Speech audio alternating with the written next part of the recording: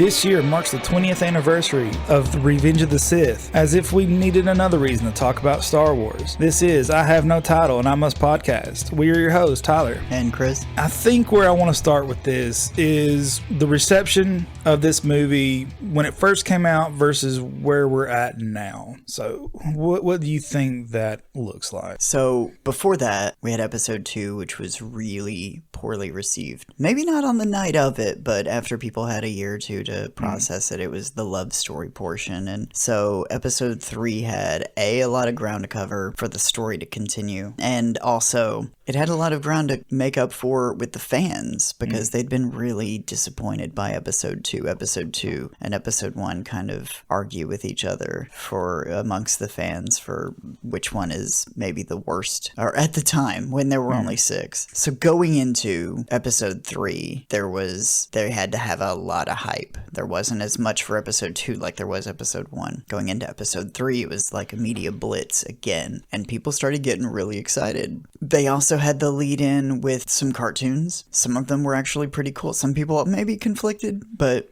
I really enjoyed those initial Clone Wars cartoons. Made by the great Gendy Tartakovsky.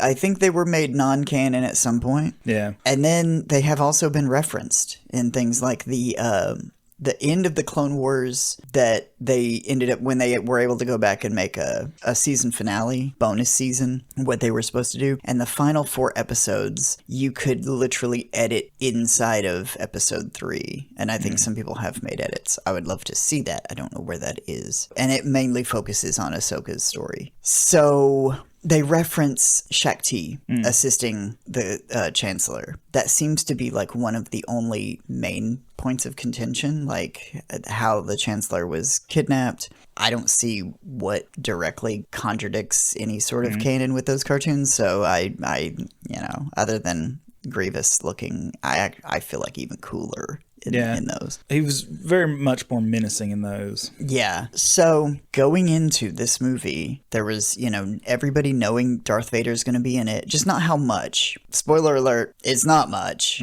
Unless you count from the moment that Anakin takes out Mace Windu, or helps to take him out. That's when he is redubbed Darth Vader, and there is a portion of time where he is Darth Vader as, like, out of the black suit. Just regular guy, like one of the more powerful Jedis, Darth Vader. It was, I feel like this is one of the better Star Wars movies. It's not Empire Strikes Back, no, but when you look at some of the dialogue, okay, yeah, I love has blinded you and things like that. It's a bit much, but like, people say dumb, goofy stuff in private. They just don't want to admit it. And not everything's Shakespeare. And here's a bigger thing I do want to mention. No, we'll get into this later. Silent film. Just put a pin in that. I went to go see this re-release. There wasn't a large crowd in the theater that I went to, but it wasn't empty either. And later I found out it made a surprising amount of money. The people were shocked, and some people said theater's dead. People aren't going to see the movies and aren't going to the movies anymore. But they went to go see this 20-year-old Star Wars movie, not like a classic, not like 12 Angry Men or, Citizen Kane or something people would fill in for, but one of the prequels. So I feel like the reception is maybe better now because people have their nostalgia eyes on. And this is one of those that I was wondering what your take on it was, because not a huge age difference between us, but enough at the time of this release of this movie, we would have had different perspectives. Did you go see episode 3 in the theater? Originally? Yeah. Yes. Were you there on midnight? That was back when midnight showings were still kind of a thing. I'm trying to think. I think that's the one we went to. I would have been, what was this, the start of the year or towards the first half of the year or last Yeah, half? it was in the spring. All right, so this would have been towards the end of my freshman year of high school, I think. Yeah, so didn't get to go to the midnight release. I think some of my friends were going to go, but they were sold out by the time they got there. But later on, I'm pretty sure this is the movie that one of my friend's moms took a bunch of us to go see it for his birthday. So from my perspective, this is big hype. Because looking at everything in a vacuum, we were all hyped for it, ready to go, excited then and after. And we had the internet, but not to the extent we do now. So didn't really get to hear everyone else's thoughts about it. YouTube was still in its infancy at that time. Yeah, I think YouTube, actually, I don't think YouTube would have come out for another couple months because I think it came out the end of 05. So it wasn't until later that everyone's like, oh man, these prequels suck. So maybe mine was skewed because I was at that target age range when they released. Yeah. And I didn't have the internet saying, this is bad until like years later. That's something I was wondering your perspective on. How did you feel? Were you a big fan of Star Wars already? Yes. How did you feel about the 2 previous prequels at the time? I enjoyed them, but again, you were pretty young at that time. I was 9 when the Phantom Menace came out. So when everyone's like, "Oh man, that was a terrible Star Wars movie," I'm like, "What?"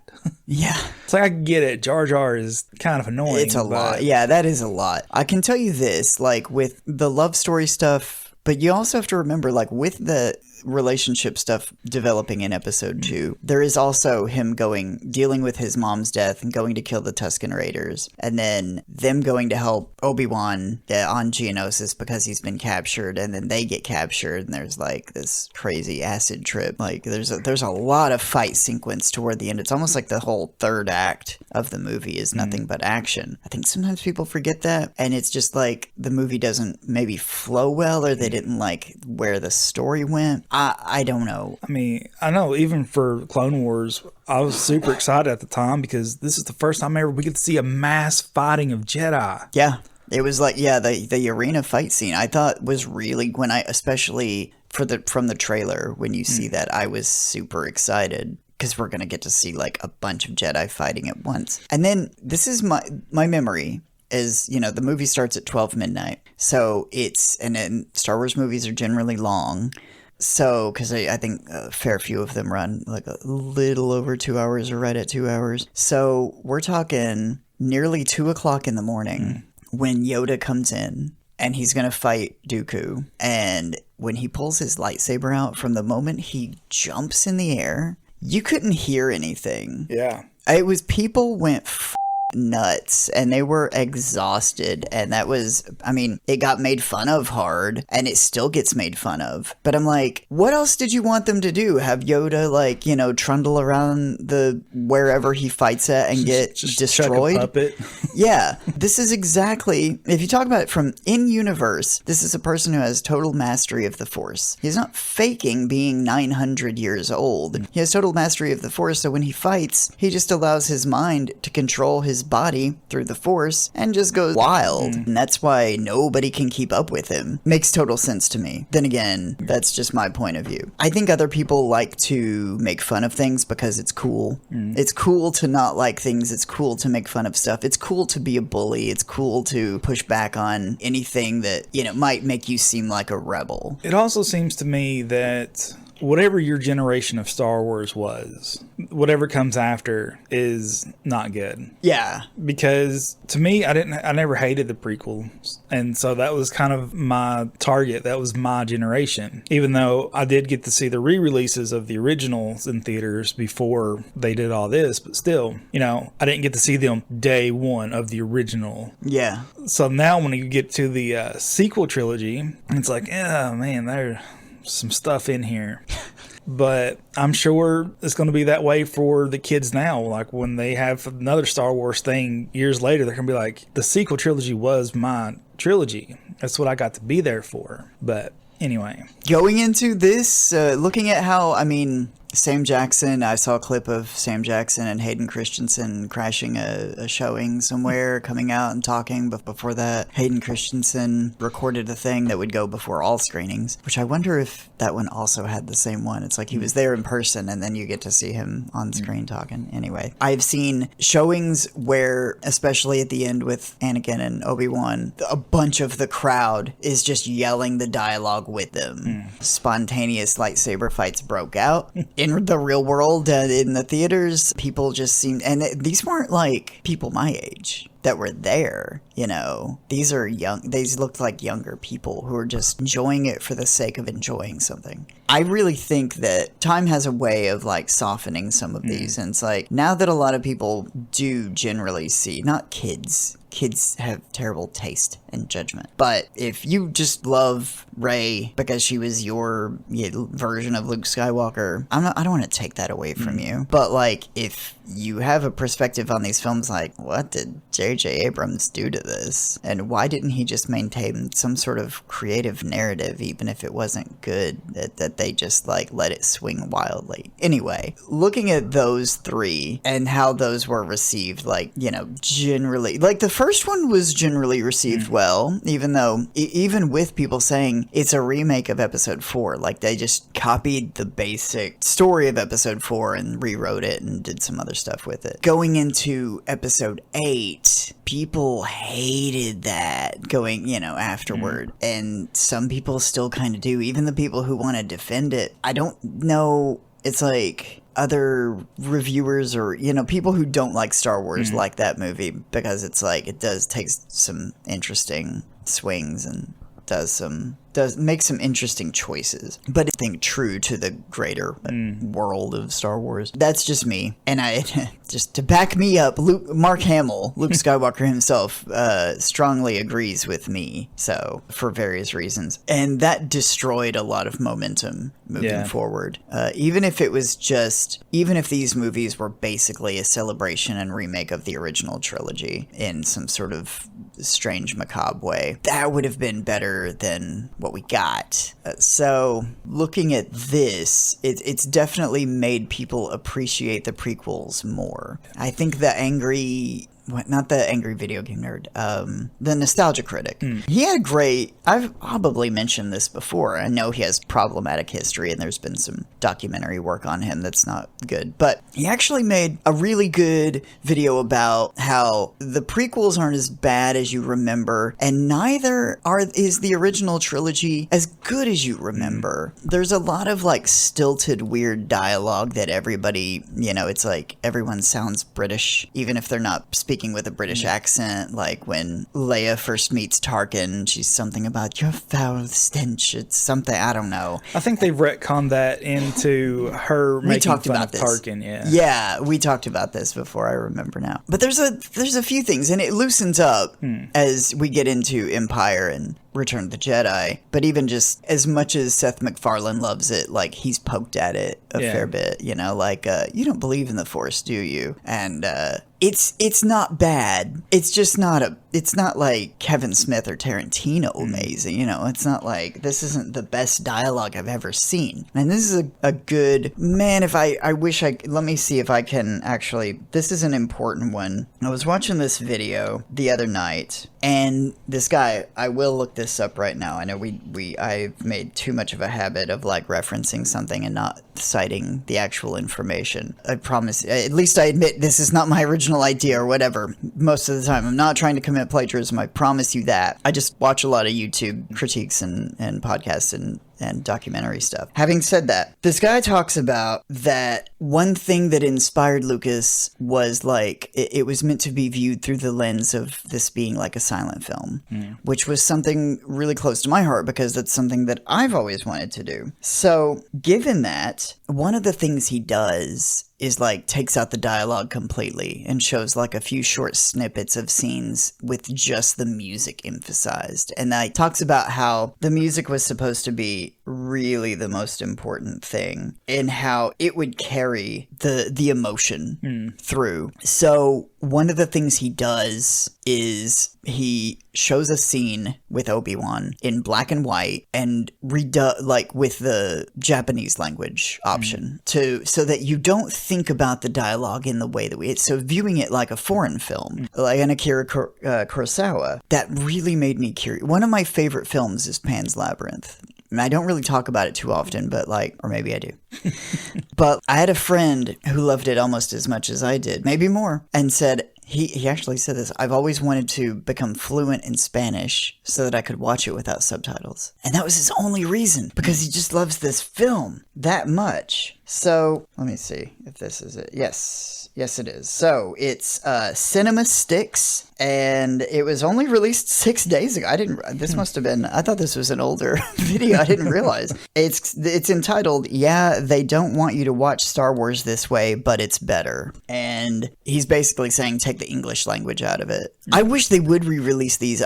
There's certain films I've always, this has been one of my critiques of a film, and this doesn't necessarily make it better or worse. It's just a different form of visual storytelling. Could you take away the verbal soundtrack, and would the film still work?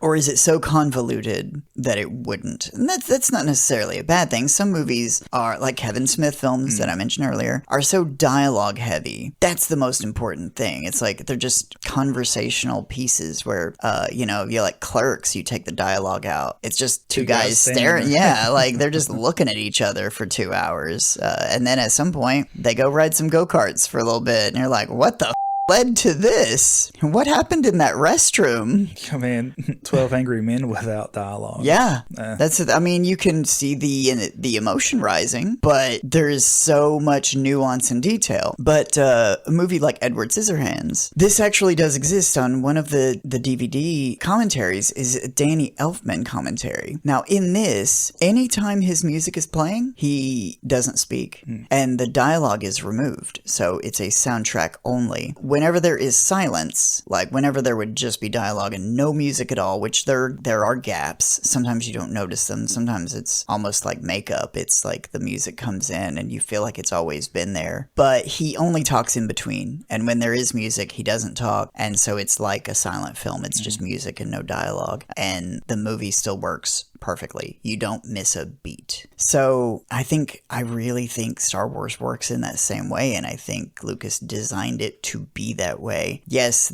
you think about, and I know if anybody's listening and they're like, what about all the political bullshit stuff? Still though, you might not understand all the nuance, but like when you see everything that leads up to that, up to those scenes and after, I don't think you'd really miss anything. I have not watched these films like this, but I've seen these films enough in their regular form with dialogue and music that I know them well enough. You see Jar Jar make some speech, he says some bullshit, then the Emperor is up there, talking about taking on his new powers or whatever. Cut to Star Wars 3 with him being, appearing before the Senate, and he's all up in the face and he's wearing a hood for the first time, like kind of going mask off, and Natalie Portman's sitting there with Bail Organa, Jimmy Smits, and they're looking dejected. I think everything, when she says this is how liberty dies, it's written on her face, and these are larger than life emotions. Like they're dealing with events that, even with some of like the telepathy, yes, you wouldn't hear that inner monologue or the Emperor trying to intercede on Anakin's personal, revelation of, what do I do with this information? I know you're the one we've been hunting for 20 years. What do I do with that? And then he's like, yeah, but your wife's gonna die. We see him have a vision of that, and we see his inner turmoil and conflict every step of the way. That what have I done? I think he's such a bad actor, but I really think that it fits for what these movies are meant to be, for better or for worse. I don't think that that's great. They're not the greatest things of all time, but I do think that these characters, I still think Luke Skywalker is one of the most dynamic modern characters in modern fiction. I maintain that. Han Solo, static. By dynamic, I don't mean awesome, amazing. I just mean textbook. If you're analyzing a character, where do they go? That's why Luke Skywalker is good. Ahsoka is great. She had way more time and screen time in the shows to develop from being annoying and ridiculous. And she already had some previous training, so she was already good, but enough to make mistakes and be annoying that they develop her character into a much stronger character we have now. Whereas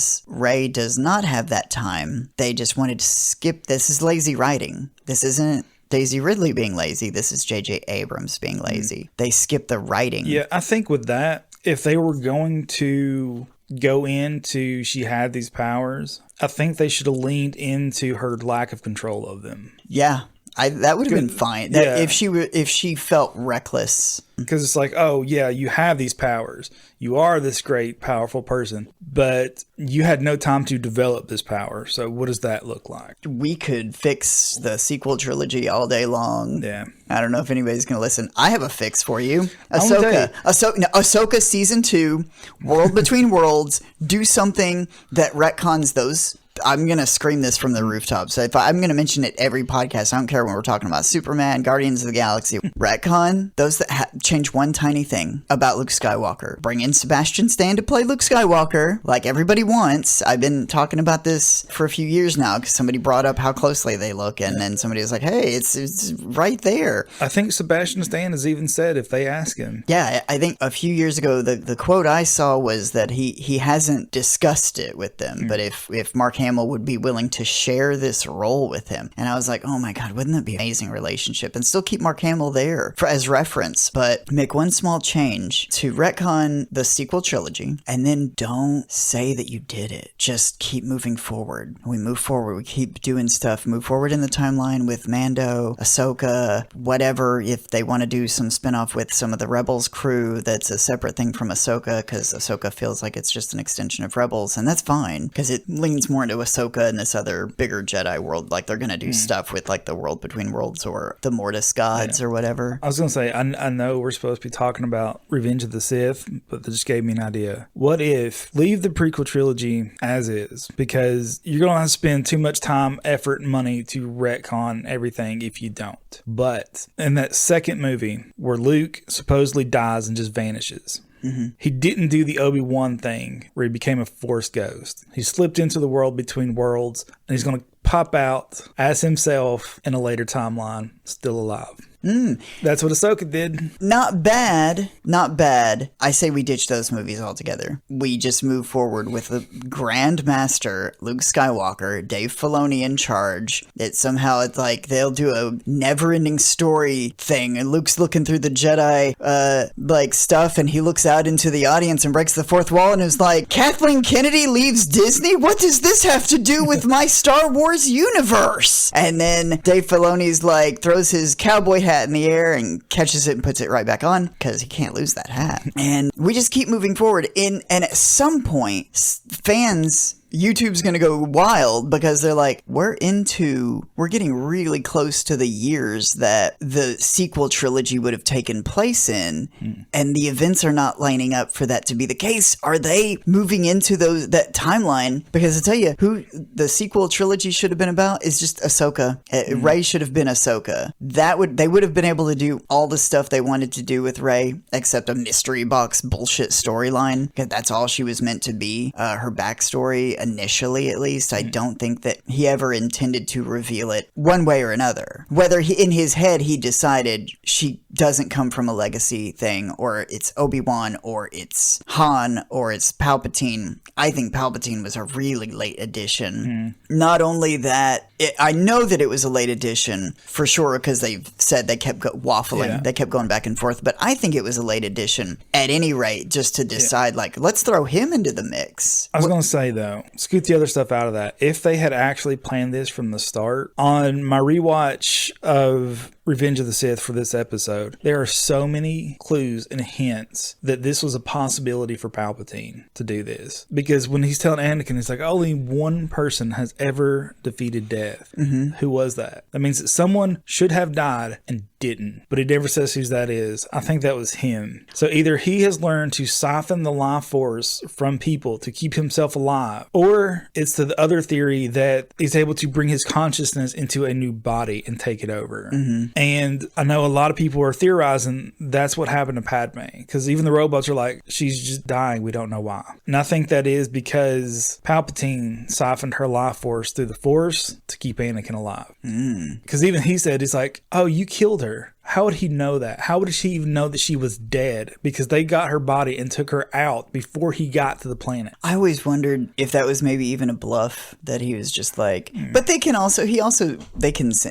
like, you've pointed out, Palpatine's one of the more powerful Force users, so maybe he could sense her death or something about her even from, because if he were going to do that, he'd have to be pretty powerful to do that at such a distance. That either way, I don't disagree with that. Because, I mean, again, we're having to use the sequel trilogy for this, but we see something similar with the Leia's character. She uses her own life force to bring Han back for a time period. So it's kind of like the opposite of what Palpatine did. So of using someone else's life force to keep someone alive, she used her own to give him a temporary time. That scene also in episode 3 is the birth and the death and the birth of Darth Vader, the death of Padme, and the birth of the children mirroring each other, like, because it's also a death of Anakin and a birth of Darth Vader. He's gone, and there's the last vestiges of him. He's still in there. That's still Anakin inside there, and there's still good in him. And when his first words are, "Is Padme safe? Where's Padme?" That's like, still, you get to see Darth Vader being Anakin. Like, he's just Anakin in a suit, and that's what he would be like. Is he planned on, well, I need to go get my wife and check on my kids.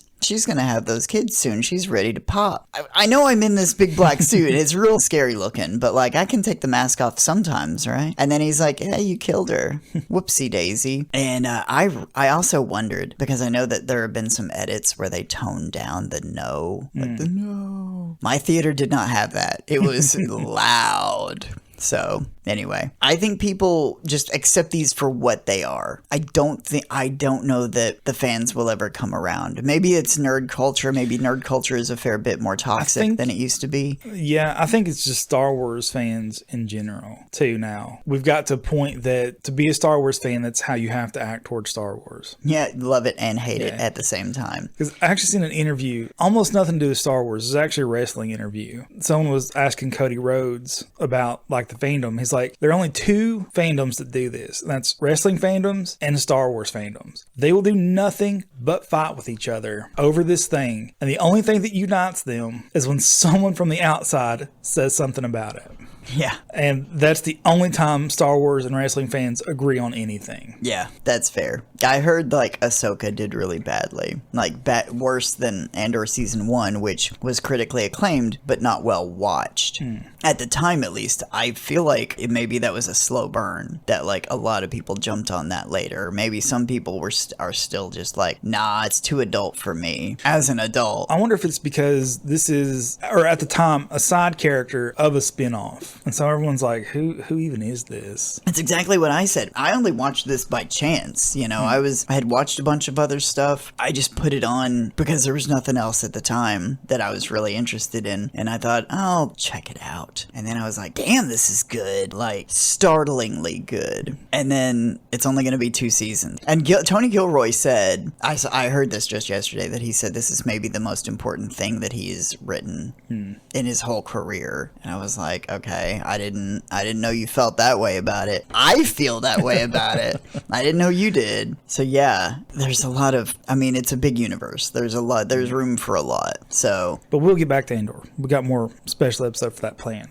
Another thing I just want to point out for Revenge of the Sith is, and I got this idea, again, I can't give proper credit because I was doom scrolling Instagram when I seen this, but someone talking about having the hindsight of the Clone Wars series, put certain things in perspective. Because initially, when you watch the movie and they put Anakin on the council, but don't give him the rank of master, he just seems whiny. Just like, how dare you do this to me? But when you have the hindsight of that series, and it's like, are you serious? I have literally saved every one of your asses in this room multiple times. You've seen what I can do, what I have done, and you're not doing this? They are supposed to have discipline and not act like that. Like, true, but I'm not saying that the decision was wrong. I'm saying his reaction makes more sense. I feel like it was a test. It was, are you going to be a dickhead to us? Okay, well, because you know what a master Jedi wouldn't do? That. I mean, that's the same reason Qui-Gon wasn't on the council, but I don't know if he would have thrown a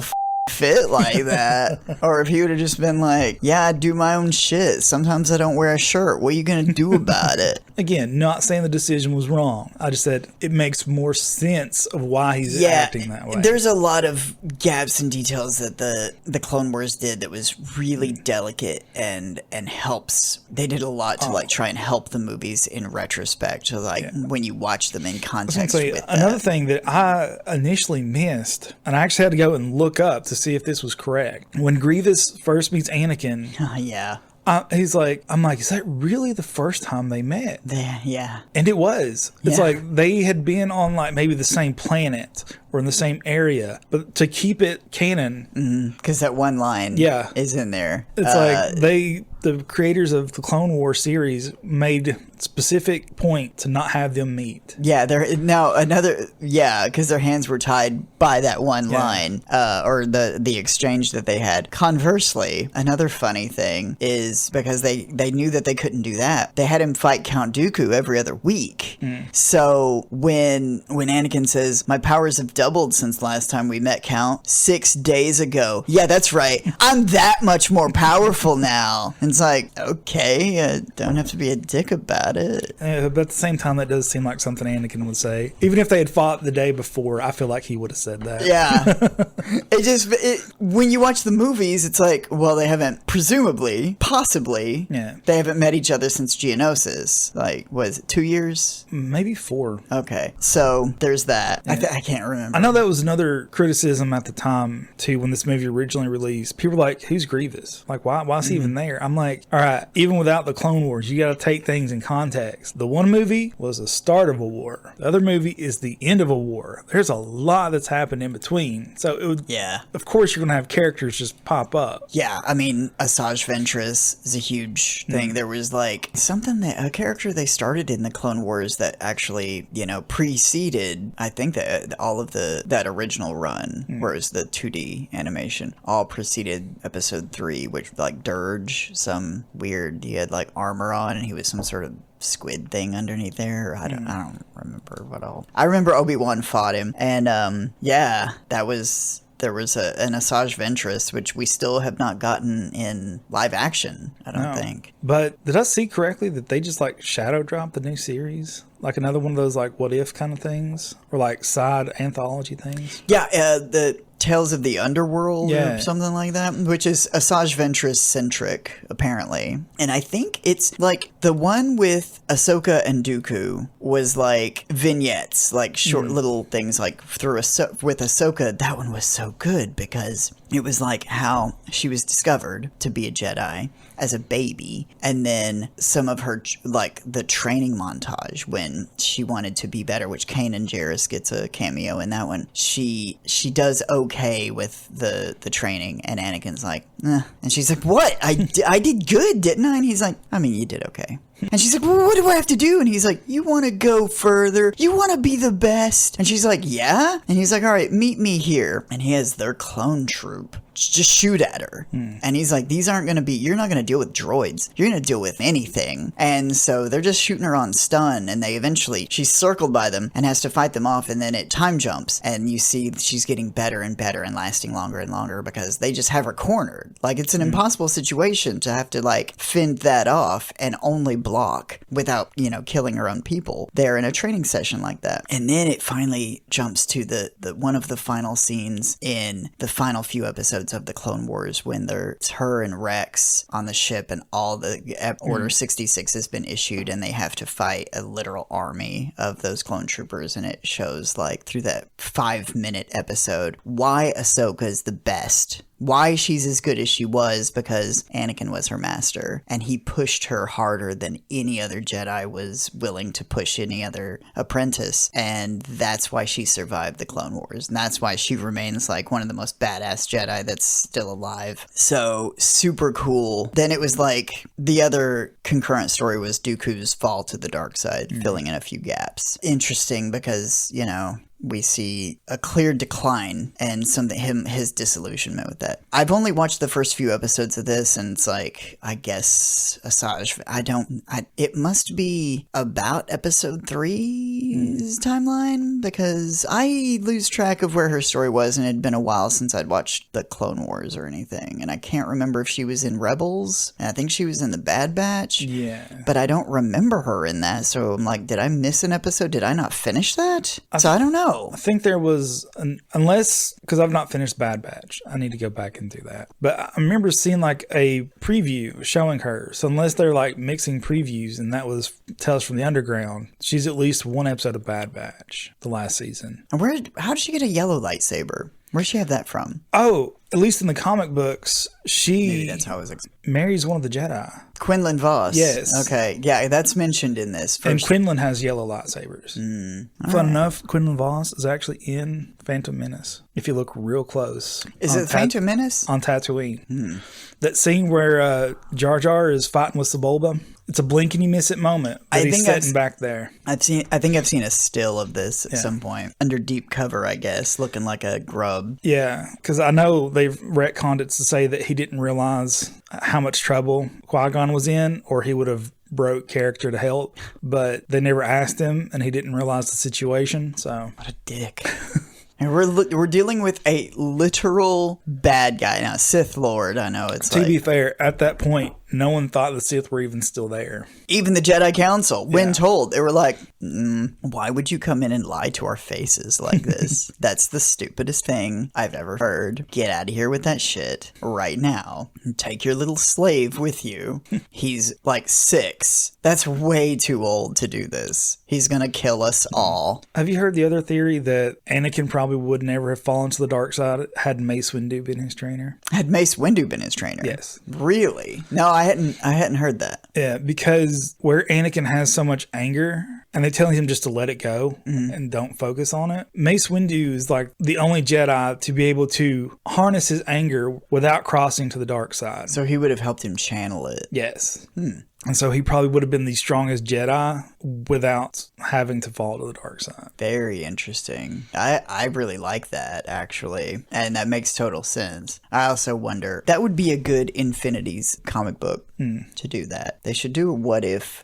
I don't know. They should do that as a cartoon, I feel like, to see like the different paths. That could be a whole thing into itself, like little vignettes to see like the different paths if like Qui-Gon had lived. They kill Darth Maul, maybe for real kill him, so he's not even a factor in this. And then Qui-Gon they promote Obi-Wan to Jedi Knight, and Qui-Gon trains Anakin. Another one where, Mace Windu says, like episode 1 plays out as it would, and then Yoda has that talk with Obi-Wan at the end of it, but instead of saying your apprentice Skywalker will be, he says that the council will take this under further consideration, and Mace Windu steps up and says, I'll train the boy, and we see kind of how his life would have gone after that. Maybe another one would be like Palpatine intervenes, like something really catastrophic happens, like Darth Maul kills Obi-Wan and Qui-Gon, and then Palpatine gets control of Anakin from a young age. That'd be a good one. Because I think in that, he would have just grown up, like, you wouldn't have had a Darth Vader situation where he is in the suit, so he would have eventually just, like, kill the Emperor. Anyway, we could spitball ideas all day and fix the sequel trilogy. I hope somebody's listening. You can have those for free. As long as we get to see them. Yeah, like, because I can go back and this podcast will still be up. And it'll say, May whatever this day is. That was on there. Those were my ideas. It's date stamped, so time stamped. So they're clearly copying me, or I'm clairvoyant. One of the two. So, how'd you feel watching episode 3 this time? Like watching it back around? Yeah. Just 20 years later. I still enjoyed it. Some of the stuff, especially after watching the Clone Wars, like the dialogue is a little stiff. But rewatching it, it's not been super long ago that I watched this, but it's been a year or two. But after watching everything else, then rewatching this and picking up little details here and there that have been added to lore wise, or like have things picked out of there and added somewhere else, has been just fun to go back through. Especially the end of Clone Wars, where those last 4 episodes run parallel to Order 66. Yeah. And it like weaves in and out. There's like little snippets of scenes like right before a scene in the movie or right after a scene, or it picks up with it. Amazing. Like they did such a great job of interlacing that. No, but I have started a rewatch, or having Sarah rewatch them all with me. Because she's... The Clone Wars or the movies? Just the movies. Oh. Yeah. Because I think she's seen like bits and pieces of some of the prequel trilogies, but she hadn't seen all the movies, start to finish. Really? Yeah. Wow. So that's been a thing. How's that going? Well, we've not filed for divorce yet, so... Although she did say Jar Jar is better than Luke in every way possible. Did you watch them in order? Are you watching them prequels to... Are you watching them like episodes 1, 2, 3? She wanted to watch them in their original release dates. So we started with New Hope, and we've got through Phantom Menace. Oh, so she's just wrong. It's not a bad memory. No, she didn't say that, but I just want to see your reaction. Okay. See, I believed you because I felt like that's a possibility. That's something that she would say. She did say the Ewoks were her favorite part of Return of the Jedi, though. Did she really? Yeah. That's something that I do find unbelievable. I thought that she would really hate them. No. Okay. Yeah.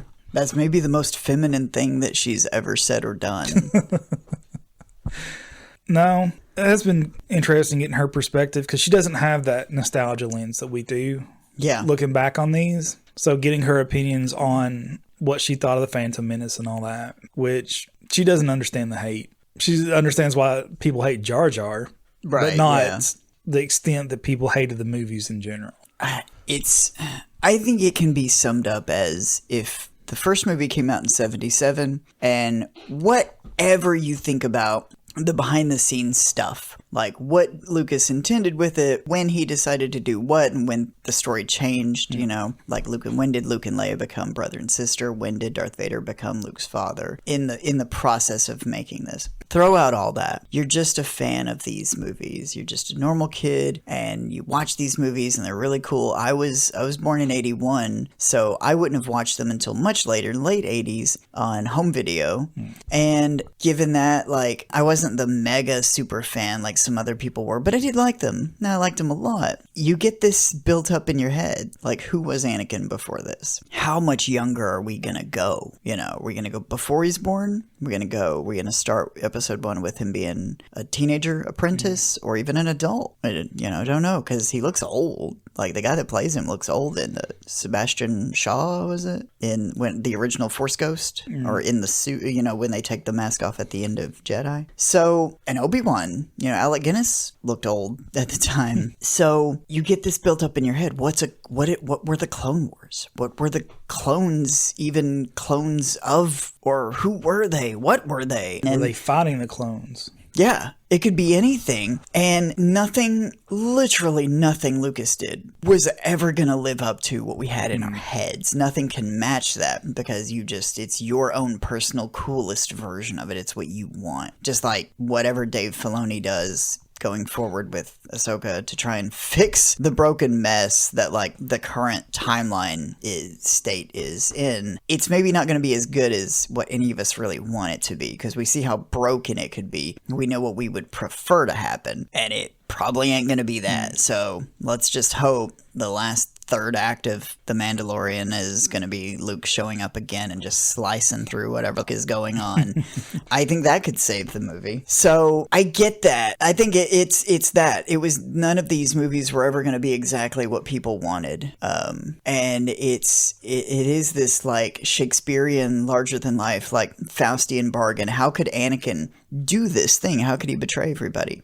Because he was in love and he didn't want his wife to die. And these people have premonitions. It's just a fact of this universe. They have a connection to the future and the past. And he also knew she was pregnant and did not want his one child, he probably just thought it was one child, to also die. It seems unclear as to what he thought was going to happen. So he would do anything. And that meant literally anything. And that's why there was conflict. He didn't just kill Palpatine or take him in. He had to inform the council, and then they move forward, and then you see the rest of it play out. And every moment is so carefully coordinated, not just by George Lucas, yes, but also Palpatine within the confines of the story, so that it plays out the way that, I mean, he probably didn't want to get like lightning to the face, but so that Anakin would play right into his hand and be manipulated to the extent that he was. And he had been playing him since he was a child. So given all of that, nobody, I think a lot of people they're like, well, I wouldn't have done that. You weren't in that situation. Yeah. I think you would have if you'd been in that situation. I think that's another thing that helps having the Clone Wars series in hindsight, because all of this stuff doesn't seem like a sudden transition. Mm-hmm. Like, oh, we had Anakin here being this good guy. Now he's killing younglings. Mm-hmm. It's more, this ain't the first transition. This is the final nail. Right. The first was, they show he in episode 1, he has a lot of fear in him. They say that you're afraid to lose your mother. And then in the second one, we see what happens when he does lose her. He kills an entire, tribe of Tusken Raiders. Just like that. That's how far he could be pushed. And I'm not saying, again, these are parables. It's like a mythology. I think Lucas was heavily inspired by, Greek myths and, these Shakespearean tales, like sneak into somebody's room and put some ear poison in their ear and they die, and then the brother's ghost of the king appears to you in a hallway and nobody else can see it, but you're like, can you see this? And they're like, no, the prince has gone crazy. And he's like, well, I better go talk to this skull. It's like just an excuse to have this convoluted story move forward. That's how I view these, and that's why I think maybe they work better as silent films or foreign films. Maybe that guy was onto something. Cinema Sticks, apparently. I don't know what his name is, but go look at this video because he's got some really great points in it. The video's not even very long. It's really easy to digest. This might put Star Wars back in some people's minds in a different way if they were to actually do this experiment. I was going to say, with that being said, have you seen the adaptations that someone went and rewrote Star Wars as if it was a Shakespearean play? No. Yeah, I think it's perfect for that, though. Yeah, I think they've done at least the original trilogy and maybe the prequels. I want to take those books and actually do a Star Wars stage play. That would as be Shakespeare. Amazing. And again, I didn't know about that, but clearly I'm not the only person who thinks this way about it, because that's exactly how I view these. It's like every cringy line or bit of bad dialogue or even acting, because some of it is that good actors acting like, why did they make this choice? The director made the choice. It was George Lucas who makes these choices. And why is it just Star Wars films they make these choices for? It's because it's meant to be this thing. I've said it a million times, so continue to say it and defend it. If you're still with us here, don't forget to hit like, share, and subscribe. I didn't just edit that in. That's really me breaking character to say that. And go watch Star Wars as a silent film or a Shakespearean play.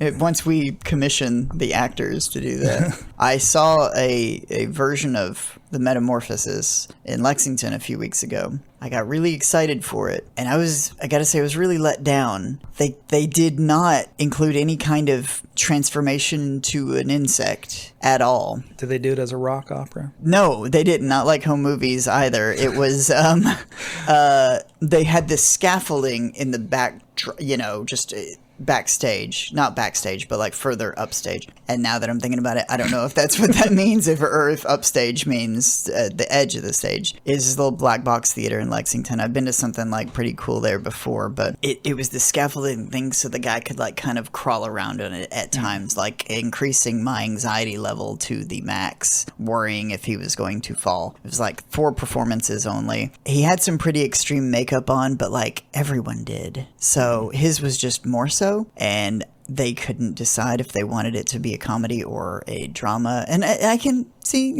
some dramas have some comedy in them. Dramedies. That's fine. the writing on it, they took liberties that I felt like, and not to say they changed anything drastically. The story was basically there, but it was, let's just leave it at, it did not live up to my expectation. And all I wanted to do as I left was to put on a production of Metamorphosis the way that I would have wanted to see it, and which wouldn't have been that different because we're working on the same source material, which is a pretty short book. I mean, it's not necessarily, I don't think it's a short story. If it is, and I've offended a Franz Kafka fan, I'm sorry. I am also. I think it's just an extremely short book. Novella. Yeah, and so, anyway, I would much have preferred seeing, and if anybody happens to be listening that was in that, it's nothing personal, only professional. I thought every one person did well individually with what they were given to do. I don't think anybody did badly. The dad especially had to deliver some really stilted lines, and I would like to have seen him in something else because I think that just goes to show how well he can follow direction. Everyone did a good job as far as that goes. Doubt any of them are going to hear this, but if for some reason that somebody who knows somebody who knows somebody who knows somebody is like, I'm from that area, I know somebody who was in that. It's not, I'm not talking shit about it, I promise you. I was just disappointed with, and I know there probably was a reason why they chose not to do that. Like, everybody does the bug thing. I'm going to be the one person who doesn't. No, that's why we go!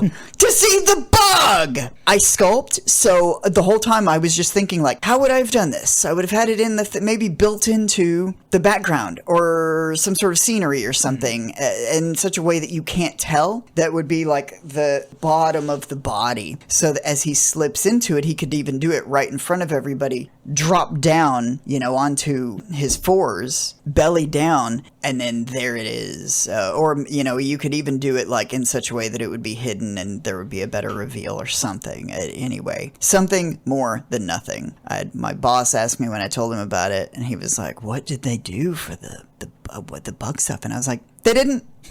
There's nothing at all. He just took his jacket off. And that was the change. And he was like, what? How can you have the metamorphosis without the metamorphosis? And I was like, that's what I was asking myself. Anyway, I would love to see a stage play of the Star Wars thing, like as Shakespearean, what's that book called? I just think it's like Star Wars Shakespeare, and then whatever the sub movie is. And is it all in one book, or are they? No, each movie has its own. Oh damn! Yeah. They really went all out then. Yeah. They didn't condense it. I have not read through all of them. I just kind of like skimmed when I seen it. I should have bought them. Interesting. But I am interested in that now. Well, yeah. So if anyone wants to give us funding, we'll put on a production. Yeah, we'll make that acts 1 through 6.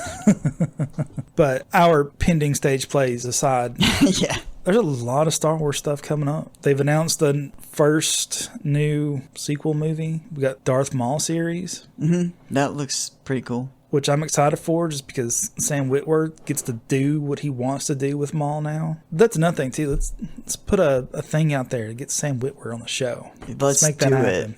I bet he would. Probably. And then he would school us because he knows everything about Star Wars. Yeah, it's like, I think I'm a Star Wars fan until I hear him talk, and I'm like, I don't know shit. Yeah. When you hear those Instagram snippets and on YouTube, like, well, but they told me to do this, and I was like, no. And it's like, you told your boss no? And he was like, yeah, because they were wrong.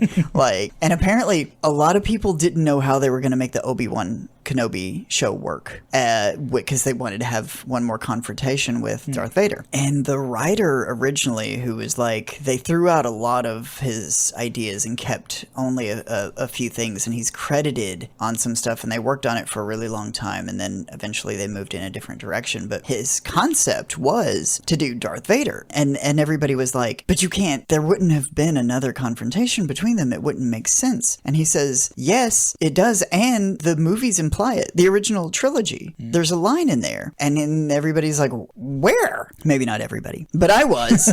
And he said when he's talking to Luke in the end of Jedi, he says, you know, there's good in you. I feel it. Let go of your conflict or whatever. And he's like, Obi-Wan once thought as you did. And the guy was like, well, episode 3, he takes the lightsaber and leaves him there, like at the edge of the lava. When would he have thought that he had good in them and that he might be turned back? That implies they had some other encounter in between. The only other line that could have been is Obi-Wan taking Padme's word for it when she says there's good in him before she dies. And that would also still imply that Anakin read their minds. Yeah. He knew about that conversation. So you could go either way with that. They obviously went with his concept for them having, which it was less of him trying to turn him back. Mm-hmm. So still, I don't know if that completely squared that circle, but they did what they did, and that show could have been better. And the one way that the show could have been better is don't accurately portray children.